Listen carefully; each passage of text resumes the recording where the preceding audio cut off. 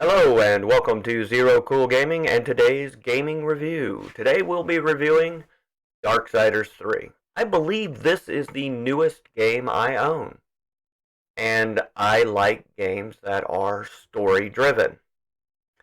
To give you some examples of that, you have Legacy of Kain series. That's 5 different games to make up a single story. And then you have The Longest Journey, which is into 3 games that make up a single story. And then you have Darksiders, which so far is 3 games that are, part of one single story. I like these type of games. I mean, I would say Legacy of Kain is probably my favorite as far as these type of games. Then Darksiders. Um, and as far as the Longest Journey is concerned, the first game was brilliant. Truly, it was a brilliant story, well written, well done. And then it kind of went downhill from there. By the time you got to chapters, they had diverged so far from the original storyline that it really. I mean, it's supposed to be in the same places, same character, but man, wow. Did they really go off on a tangent? Um, Getting back to Darksiders 3, this is the game that I like the least of the series so far. And the reason for that is a couple of reasons. One, the story itself does not add much to the storyline. As far as what it adds, some humans have survived, and Fury's protecting them somewhere. That's about it. That's really all it adds to the story. The rest of the game is just her, journey following the Charred Council's orders, that type of stuff. Doesn't really add much to the storyline itself. Great character building, sure, but that's not what this series is supposed to be. It's not a character building series. It was never that. And the first game truly made that clear. The second game, in my opinion, made that clear as well. The third game diverged from that into a character building game, and that's not what the story is. That's not what it was meant to be. I have no faith that the next game will be enjoyable at all. Um, and I wish that wasn't true. I truly do, because this is a good story if they would stick to the story. But I don't think they're going to. I think they're going to create woke trash out of it and try to sell it to the masses as something it is not. So let me go ahead and read a couple of reviews here about the game, and I'll give you my opinions on that as well. Gunfire Games was given the opportunity to make Darksiders 3. THQ Nordic provided the studio, and they just, gave them a minimum budget and said, have fun with it, kind of. The third installment is definitely a victim of ambition. They stumbled through the process. They flopped on the storyline. They tried to combine a lot of new elements to a game that doesn't need it.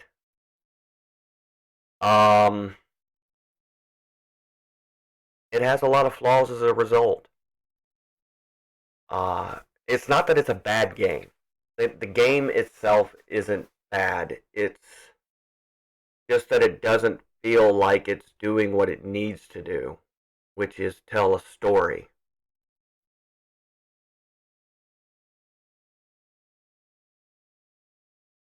Of course, the game takes place at, parallel with other things that have happened in the other 2 games. It has you playing as Fury, which is one of the 4 horsemen. and you're playing, back on Earth just like you did in the first one. Um,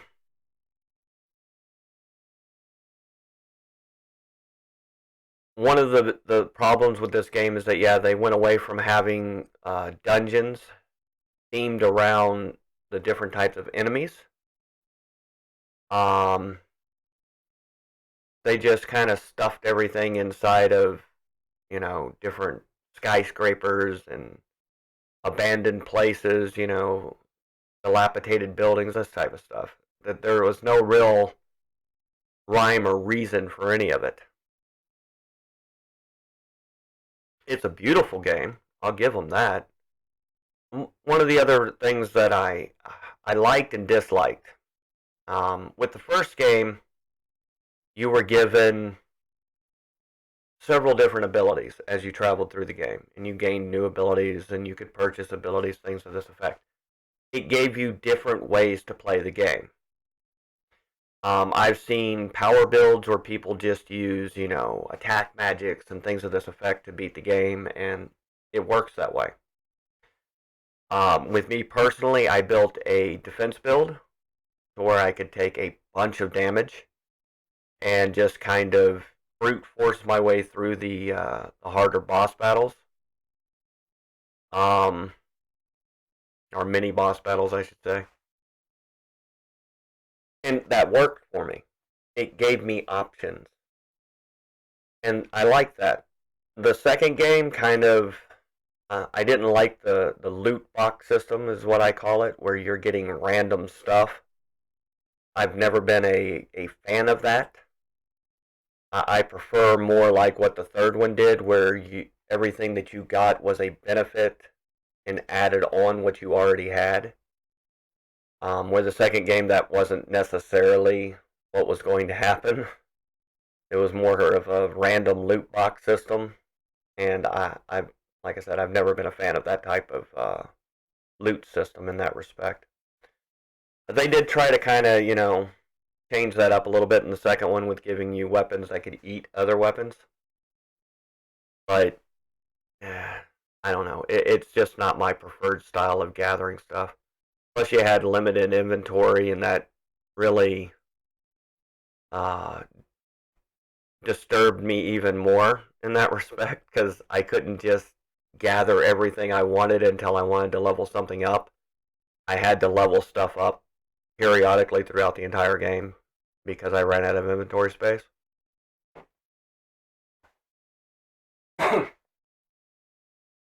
With the third game,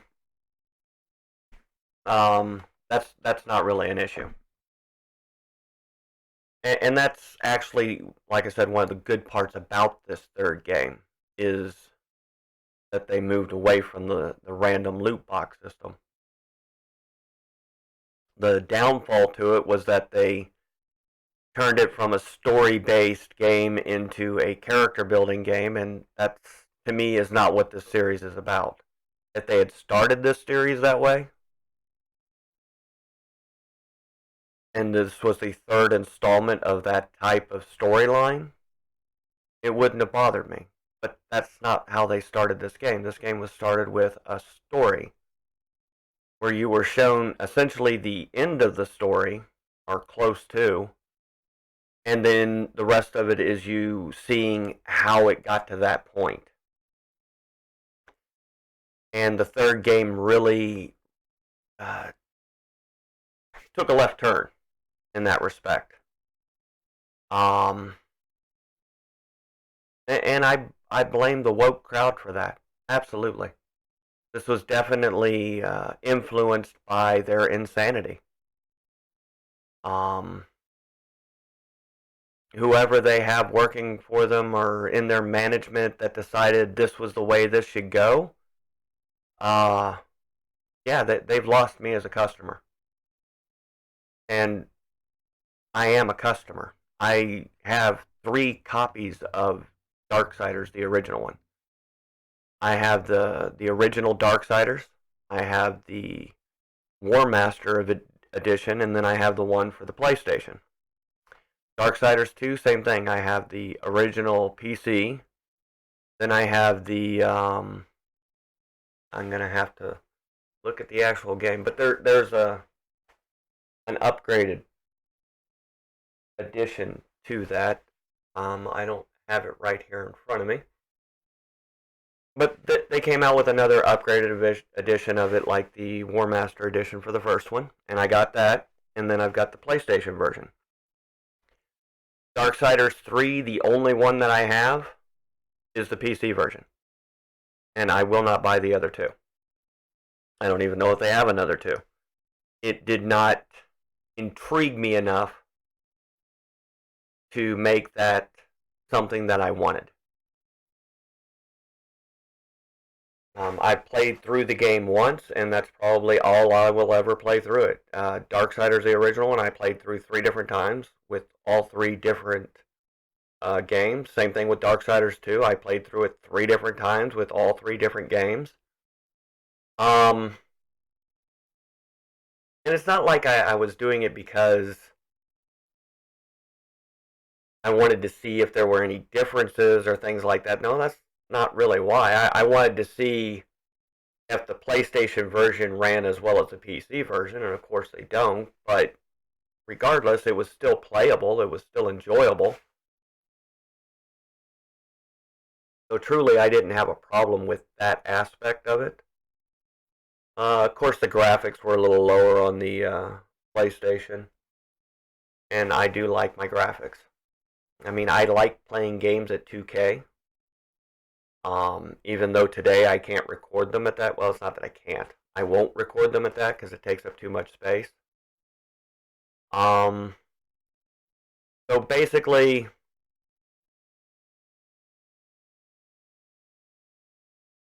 this is a game that, as they put it at the end of this review, could have used a little more time in the oven. Yeah, and it could have focused more on the story instead of character building. But that's what they wanted to do. And yeah, that's not a good thing, people. That's not what this is about. I like story-driven games. That's why I enjoyed this series. Here's another review. It's Armageddon, the end of the world. The forces of heaven and hell wage war on a scorched earth.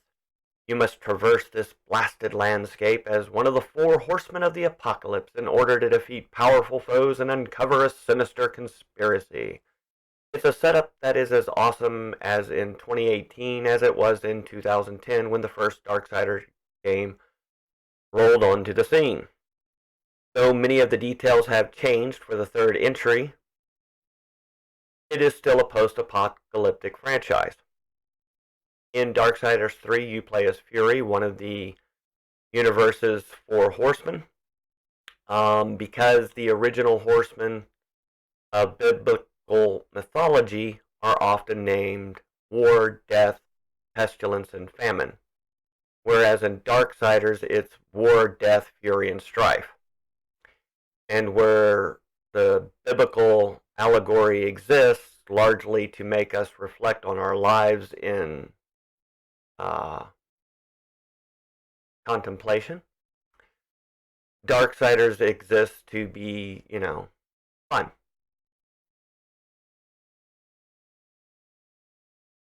It says here that he just wished that Darksiders 3 had made him feel more cool instead of stopping to make me wait for a room to load.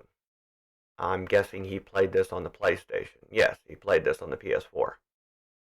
The load times are pretty atrocious on the PS4. I never played it on the PS4, but I know that that's what's happened because I've seen playthroughs of this game on the PS4. There were some irritating challenges in this game. Several puzzles that test your ability to make it from point A to point B within a time limit. If you're playing it on PC, it's not a problem. But I could see if you were playing it on a PlayStation that yes, that would be frustrating because when the game hangs up or lags in that respect. I know it's not actual lagging, but slows down. It would make some of those timed events almost impossible to complete. There is a silver lining. It's the Gunfire game's choice to focus on combat in a labyrinth world, turning the series from a Zelda clone to more of a Dark Souls clone.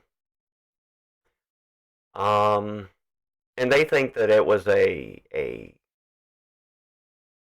something that paid off. And I truly don't agree with that. I don't think that this approach paid off at all. I think the only reason that it did so well was because of the name, not because of the game that they had created. And what do I mean by that? Well, the way that the gameplay is done in this third entry is there's only one way to play it. You don't really have options. If you try to sit there and go off the beaten path to do your own thing, these enemies will just destroy you. You have to use the dodge system. You have to make those counterattacks land. And if you don't upgrade your magic for that, it just makes the battles either incredibly difficult or, in worst case scenario, unbeatable. And I don't think that that's how this game should have been. I don't think that's the approach they should have taken at all. I think they should have gone back to just like they did in the first one and gave people options to play it, 2, 3 different ways if they wanted to. But that's just my opinion. As far as the storyline, like I said, it's a very basic story. It doesn't add much to the overall story at all. Yes, it adds quite a bit for her character growth, but again, this isn't a story, or it's not supposed to be a story about character growth. And if the next one is a story about Strife's character growth, you could pass me with all that. I'll skip it. That's not the story I was interested in. I was interested in the story of Darksiders. These, 4 horsemen that are out to figure out what happened in the universe to bring things to the apocalypse. Not that they were ever charged with trying to prevent the apocalypse, but they were there to judge those once it had occurred. The whole premise behind this was that this occurrence, the apocalypse, happened before it was supposed to. And, like in the first one, Ward just wanted to clear his name because he had nothing to do with causing this.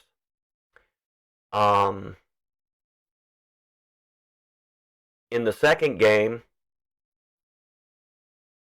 Death wanted to clear his brother's name as well. I mean, it was basically the same kind of story to begin with, and it ended up being that Death never got the evidence that he was looking for to clear his brother's name.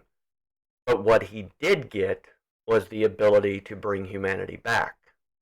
And he chose to take that over clearing his brother because at least that solved the problem. The problem being that humanity was, gone. And in the third game, you learn that, Fury has taken some humans. Obviously, some humans have survived. She took them someplace and, they're being protected or whatever, wherever they're at. So it's not a horrible game.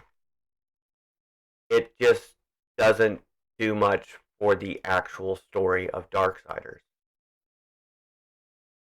Maybe the next one will do better. I don't know. We can hope, right? Anyway, that's my review for the day, and I hope you enjoy the rest of yours.